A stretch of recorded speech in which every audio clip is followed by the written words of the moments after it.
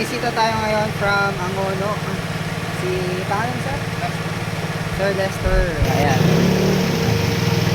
So ano pong problema ulit nito? Ano po, ayun nga, yung idle app, kapag bukas yung aircon, bumabagsak yung idling niya. Tapos kapag good steering, bagsak din yung idle niya. Yung problema ko sa kanya. Tapos yung amoy ng fuel, pumapasok sa loob. So hindi ko alam yung problema kung canister or yung fuel lines. So,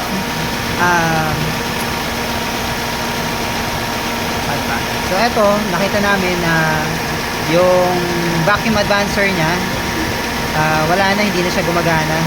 So, gamit yung vacuum gauge or vacuum pump. Yan. Tinest namin, wala, hindi na singaw na to. So, hindi na namin kinabit tong hose niya para walang vacuum leak. Ayan, so dito may nakita kaming vacuum leak, kaya tinakpan na namin to. Ayan, so dito siya pupunta, dapat papunta dito. Ayan.